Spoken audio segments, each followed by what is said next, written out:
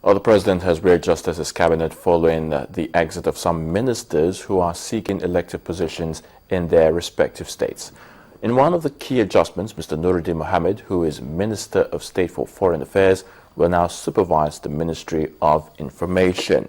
The Minister of Special Duties, Tamino Turaki, will also act as Supervising Minister of Labour and Productivity. Our State House correspondent, Chukwuma Onekusi, reports. It is the first time President Jonathan and his cabinet members are meeting after the exit of 7 of their colleagues for other political ambitions. The first thing was to fill the vacant positions with the former Minister of State for Foreign Affairs too, Dr. Nuruddin Mohammed, now performing his first function as the minister overseeing the Information Ministry. The Honourable Minister of Defence will continue to function and oversee the functions of the Minister of State Defence, Mr. Ambassador Musili Obanikoro, who has resigned. Professor Mrs. Viola Onwolori, Minister of State 1 for Foreign Affairs, has now been moved to Ministry of Education as Substantive Minister of State. Dr. Haliru Alassan will now oversee the functions of the Minister of Health, Professor Onyobuchi Chukwu, who has also resigned. Dr. Olusegun Aganga, the Minister of Industry, Trade and Investment, will oversee the functions of Mr. Otom, who has resigned as Minister of State, Industry, Trade and Investment. Dr. Nuruddin Mohammed, that's myself, Minister of State Information, Minister of State Foreign Affairs, will oversee the functions of Mr. Laura Maku as Minister of Information and National Orientation. Mr. Kabiru Turaki San, Honorable Minister of Special Duties and Intergovernmental Affairs, will oversee the Ministry of Labour, sequel to the resignation of Mr. Emeka Ogu.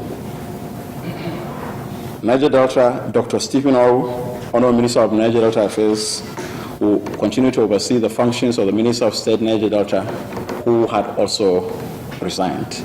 He gave a rundown of the 6 contract award for the week.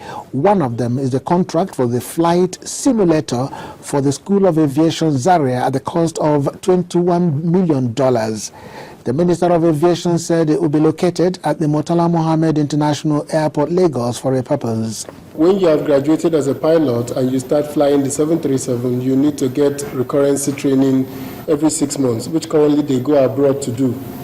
So this is being done by the airlines. So to make sure that the simulator is in a place where the airlines can use it maximally, it is being placed in Lagos.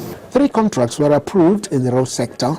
The Oron-Calabar Phase 1 along the East-West Road, which will cost 165 billion naira. The Calabar-Ajaso Road in the sum of 106 million naira.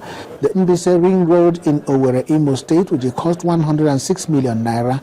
The Minister of Niger Delta spoke on the importance of this phase of the East-West Road.